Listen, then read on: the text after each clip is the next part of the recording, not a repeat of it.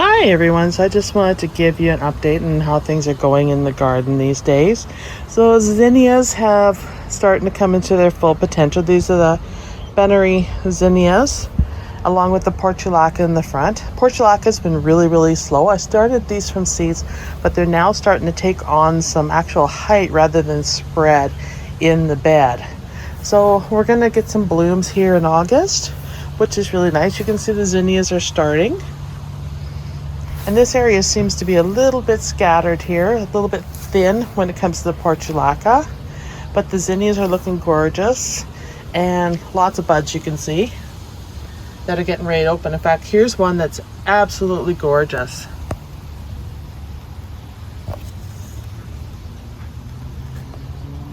So I think these will be really beautiful when they start opening more. I did pinch them back so you can see how much wider the plants are and thicker they are for colors. So I can't wait till these all open. We have a real good variety of colors going on here. This was a mixed bunch, so yeah, it's kind of a surprise what I'm going to get.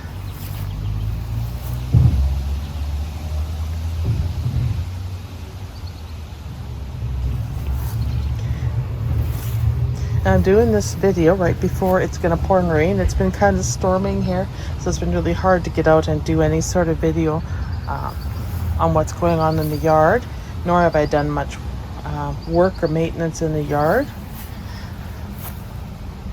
But we're going to get back at it here and get some more videos going. And here's where the portulaca gets thick. It did bloom yellow, and there's going to be a lot of blooms in here when we get some sun. You can see a spider there hanging out in daddy long legs in the zinnias. And this corner in particular is very colorful right now for the zinnias. And I would call it the pink corner because for whatever reason, there's tons of pink going on here and different shades of pink. They're very pretty. So I'm happy with the zinnias. I mean, the height of them, they're over 4 feet tall too. That's the other thing with these zinnias. Like, they are tall. So definitely what my plan is for these zinnias is I am going to save seed by color. So I'm really going to tap into these pinks because they're so gorgeous and such a variety of pinks and some of the oranges in that, and of course the reds. And I'm going to separate them and save them, and then I'm going to plant them next year because these are impressive. These zinnias over here are the Queen Lime series. You know, I can honestly tell you I'm not really loving them. This is a Queen Lime Peach. To me, they're kind of dirty looking. So I'm not sure. I guess each to their own, but right now I'm not feeling it.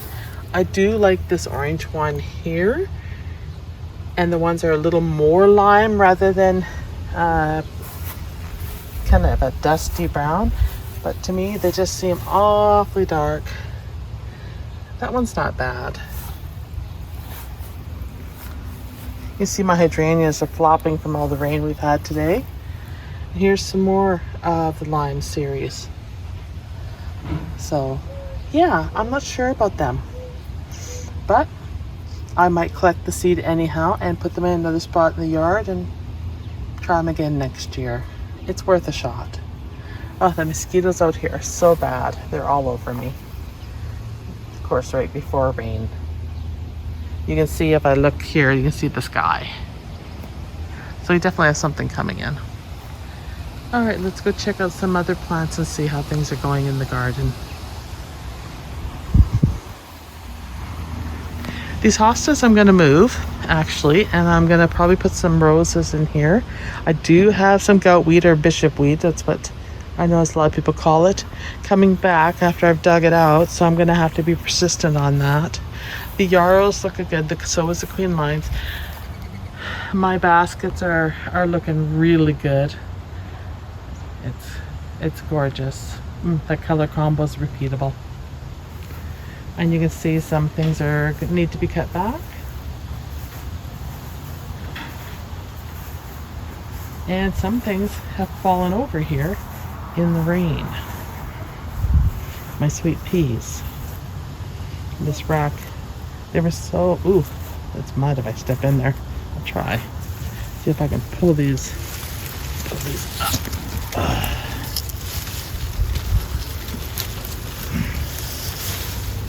Man, not so good. Okay, I'm gonna have to get another trellis to hold those up. They're so heavy. Wow. Okay.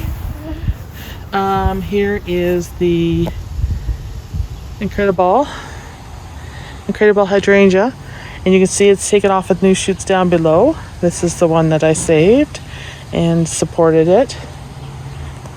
Oh, mosquitoes. The limelight's doing well. It's very pretty and pink. Pink's starting to show. What a great combo. The Mango Tango Potentilla is doing good. I like that Mango Tango with the 9 bark. I think it's sharp, as long as the yarrows. And then just in this corner, more sweet peas that didn't bloom quite as much, but they're flowering. And Potentilla and some weeds. And that hydrangea that I saved is now even taller than I showed you last time. And you can see the hollyhocks are going to be good next year. Just to show you a little bit what's going on in the garden bed here. I do have a lot of spaghetti squash coming. They're starting to form and they're looking really good. These spaghetti squash are loving it over here. They have went wild. So I'm probably going to be giving away squash. But I do love doing it with a spaghetti sauce. And it's very tasty. But the stalks are super thick. Look at how big the leaves are. I think I should do a comparison. Just because I've done it for the hostas. This is even more interesting. And I see some more big ones in here coming. Yeah. So we've got an abundance of squash, and I can see it over there too. I did plant a succession of peas, another amount of peas in here. So that's all right. And some beans again, another beans just a couple weeks ago. And that's, we get more beans. Interesting things going on over here. I don't know what these are anymore because my labels all washed out. So my markers did not hold up. But I know there's zucchini in here and some other things. So let's just have a look here. So I need to pick these zucchini, and Rob is gonna cook the zucchini up. Rob is a cook. He used to cook in the restaurant business and grew up in the business, so he's a fantastic cook, particularly Chinese food, because as you know, Rob is Chinese. So I am very lucky to have him because he is a phenomenal cook. So we're gonna do a recipe, a stir-fry recipe with that zucchini, and show you how you can use it. Zucchini is good for more than just chocolate cake, let's put it that way. And look at this coreopsis, it's just beautiful. My miniature tomatoes need to be cut back and picked. They've gone crazy again, so I'm gonna get in there and take some of the weight off them. They're a little too heavy, and some of the lilies are starting to bloom some more. So we have lots going on, and the Asiatics are getting ready, and they're heavy. The blooms are super heavy on them, and for some reason they're drooping. So I need to get in there and stake them so we can enjoy the full effect of their blooms. I wanted to show you these particular lilies. They're kind of pretty right now. They've got drops of rain on them. But these ones, out of all my lilies, the blacklist ones, these are the darkest over here. But I think they're just pretty, and wanted to show you what they look like with the water drops on them. So I have to apologize, you guys. I haven't put out that many videos yet this week because we were mourning the loss of my little white dog, Chili, my little Bichon Poodle cross. You know, he was well over 15 years old that we know of. He was actually a stray that was dumped off out here on the road, and I picked him up. We couldn't find his owners, and he was in really bad shape and wasn't neutered. He had rotten teeth. He was all frail bone and frozen, and 40 below weather. He was running along the road, and so I seen him running toward the highway, and he was running to the main highway. He would have got ran over and killed. And I called him when I was heading to an appointment, and he came running over to my vehicle. So I scooped him up and brought him home, and he slept for 3 days, and he was just such a mess. And anyhow, my co-workers and that at work tried with me to try to find his owner. We never found the owner. Rob got attached to him, and we kept him. And then I had all the dental work and everything done, and we got him back to health and that, and he stayed with us all these years. So it was really hard when we had to put him down, but he was getting to the point where he couldn't walk. He couldn't control his bowels and bladder anymore.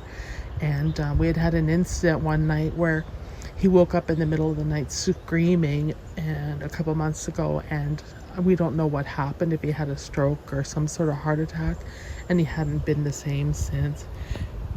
He was walking into walls, and he just didn't quite know what was going on. And it was just, that was one scary night, and it really stuck with me. And that when you woke up in the middle of the night and dog screaming and you're like, oh my God, what am I going to do to help him? It was a little rough. So anyhow, we kept him going and did everything we can. And he really was Rob's dog. So wherever Rob went, he wanted to be with him. So if Rob left his chair in the living room where we watched TV, as soon as Chili seen Rob move, he started looking for him, and he'd wander the house and wander looking for Rob all the time. So it's really sad. Rob was super heartbroken. So that's why we did that park video. It's just we had just euthanized Chili, and we needed to walk and get some fresh air and try to deal with our loss. So that's where that video came in. So for those people that watched it and that, thank you so much.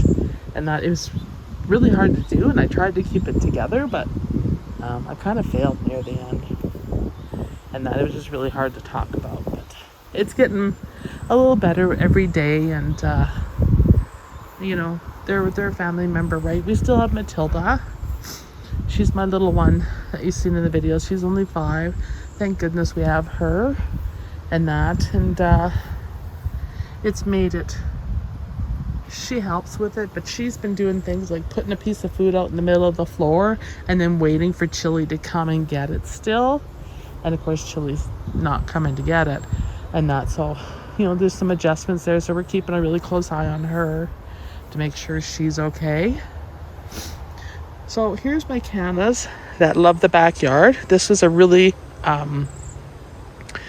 important thing for me to learn, is the conditions they like and where they do the best. And this is where they do the best, where they're partially shaded and sheltered by the spruces. So a good idea for me would be to put them in this flower bed next year, because they love it over here. And I grew them in the winter in the house, and they got kind of spindly, and the wind really snapped the heck out of them. But these ones did okay. And we've got some nice leaves, and we got some beautiful flowers starting, and I'm loving the color. So I will do more of these, and I will either put them in the bed or some in the bed, and then I will run some more in pots along here next year. So that's beautiful. I find this area is really needing more color. So you see the hydrangeas are starting to bloom. We got color in the back row there for the tree lilies for their first year. Waiting for them to open up. This phlox is super pretty. I got it on sale last year. Didn't know what color it was, and I'm highly impressed. It's beautiful. So that's one I should split. And I have another one beside it that's a little slower to open, but I'm thinking it's more of a different shade of pink. So we'll see. And you see some orientals here that aren't quite ready to open yet. And I know I did a lily video on that, but I kind of wanted to come and walk through here and show you where things are at. Rob is working on the fence. You can see I like the white posts and the white with the metal railing. I think it'll be pretty when I put the vines and stuff on it. And I kind of like the look it gives the yard. It's more open rather than looking at that ratty fence. And looking at a ratty fence is probably most of the problem. You see some of the hostas that I split in that. They're doing okay over here because I'm starting this new bed, but something has been kind of chewing on them. Rob mentioned that they look like there's something eating them, but he couldn't find any bugs on them, so we definitely got something on them. But it's already the end of August, well, mid-August, I guess. So, things happen. We got more lilies over here. I do have some new lilies blooming that I wanted to kind of show you guys.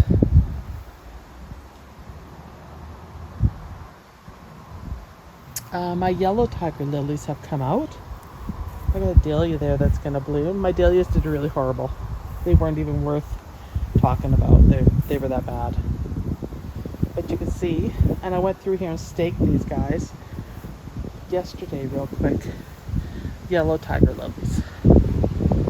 They definitely belong at the back of a border, because I mean, that's probably a 5.5-foot trellis, and that lily is higher than that trellis. So, yeah, so that's good. So over here, the lilies are finishing up, but the oriental's getting ready to open. The hostas are doing okay, but I think I should put some water on them, even though it's supposed to rain. I don't know if it'll be enough to soak this good, so I think I'll have to intervene. The yellow stellas are now starting to bloom. We still have some lilies over here in this bunch that are blooming. And this is how you deal with the lilies. You can go through and just cut them off, or to stop them from forming seed pods and to focus on bulbs, just snap these off. See these? Snap those off. You don't have to cut the whole thing down. You can leave them and let them look beautiful if you want. But just go through. It's so easy. They just snap. Oh, that wind's cold. Alright, so let's go over here to the gate. I'm going to re-edge this up and redo this now that I kind of have a bit of a plan in my head where I want to go with this. And I'm going to move another potentilla over here on the other side. So I am going to run hydrangeas around in this area here. Maybe some hydrangeas along the edge of the fence here and over here. And I'm going to put more potentillas here to offset the hydrangeas for light colors, and I'm going to put some sort of decoration on the gate. So that is my plan for the weekend coming up, is to get some of that planted up, clean up the edging and that, and make some moves here. I do have some hostas to split, so there's going to be some more hostas in this area here, but these areas right in here are definitely going to get some hydrangeas into them and some color. This is my dirt bed over here. If I can get this too. There we go. And this is where I dump my dirt from my edging and stuff, and I let it rot, and then I rototill it up and then reuse it. So this will probably stay, but I kind of want to close it off so you can't see it, and that because it's not exactly picture perfect. But what I may do with this is go along this edge here and add plants and stuff to make it beautiful. And then go over by the shed. I need to paint the shed and we need to replace some plywood on it and that. And then make a bed over there to pull in and make this a beautiful front. And we need to do some changes here with the blocks because I don't like it. It's just ugly. And then over here in this bed, I need to redo it too. I want to move these alliums and put them in a big bunch so that they're gorgeous. And I want to do a strawberry bed because you can see I have strawberries here and a strawberry plant. You don't need a lot of strawberry plants, man. They'll send down runners and they'll take over. But I want to put some beds in here.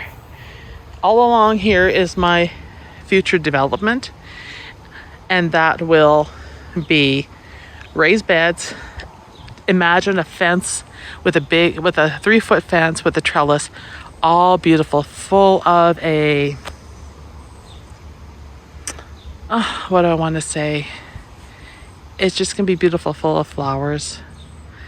It's not really a country, well, you could say cottage garden, but it's gonna be kind of my flavor of a cottage garden, because in the next spring I'd take all these trees out, and then full of hydrangeas and stuff in here, and some pots and gate, and to make it its own separate area and raised beds. So this is going to be exciting. I'm excited about it. I can't wait to do it.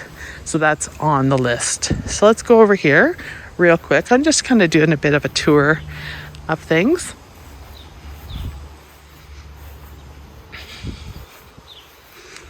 We do have a lot of rocks sitting over here because Rob's been working on some things, but he's had to deviate to the fence and stuff and had to put a railing on for me because of my knees being a bit unstable. The bubblegum petunia, one plant. I highly recommend it if you want to save on plant costs, but what the biggest bang for the buck, do the bubblegum petunia. It's amazing. My pots over here are doing great. You can see lots of color and stuff going on here. This area here is going to have steps coming off it, be a fence, and down onto a ground level deck. It's a perfect area to do a ground level deck, and I got some ideas for it. So this is all going to change, and hopefully we'll get some of this leveled out and ready to go and get this closed off here and the deck stained and stuff in the next couple of weeks. That's kind of the plan. So you guys, I wanted to give you an update on how the Delphinia are doing. So I cut them back, you can see. And they're starting to send up new shoots. And they're filling in more now too. Rob adjusted the sprinklers so they get more water, and they're really starting to fill in. And he's been going underneath here to look at this deck and see what's going on because we got a little bit of a post might have shifted. So we're going to fix that. So you can see how thick and nice they are. So we're going to get another set of blooms out of these. And I can't wait because I find every time they bloom, you cut them back and they come back, they're stronger and they're better delphinium. And the pots are looking good, really good. So overall, I'm very happy. I want to show you one other pot that has been super, super impressive. This one is, I think, my favorite. Look at this beast. It's massive. The Elysium is the star of the show on it. Like, it was massive when I showed you before, but now it's even more so. So I'm going to turn all my pots this weekend because I always turn everything and see how they're looking when I switch them around on the deck and everything. But this thing is a beast and great combo. I highly recommend the white Elysium. The purple Elysium that I have around the gazebo seemed to stay more compact. I will try maybe the purple next year with some of these beautiful pansies and stuff.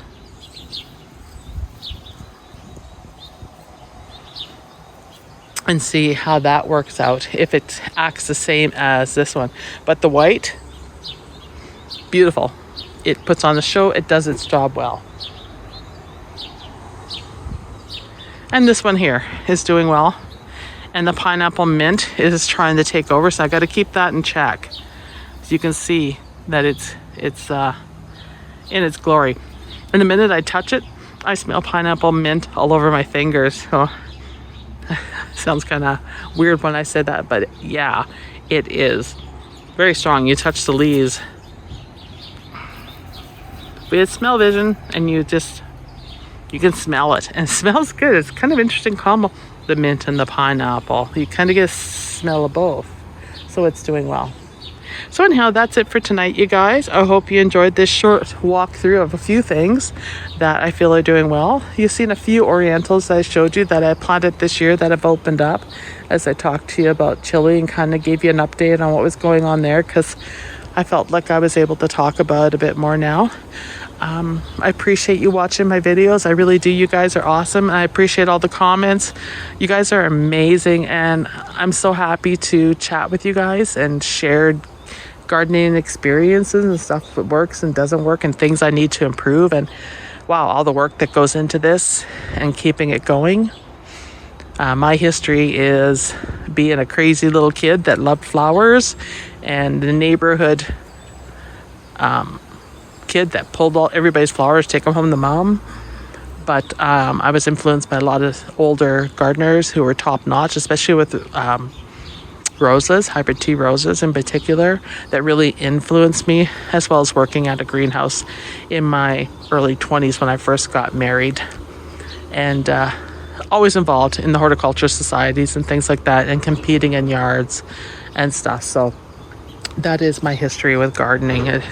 I didn't just start gardening like yesterday or anything like that. I've been doing it forever, and was always encouraged by family and friends to carry on with my love. because I used to take great big white pails of flowers and give them away to people and stuff from my garden in our other house, which was a lot smaller yard. But anyhow, that is me. That's a bit about me, and I hope you enjoyed this video. Oh yeah, check out my new friend. My two new friends here. This is my new gnome, and his eyes and everything light up.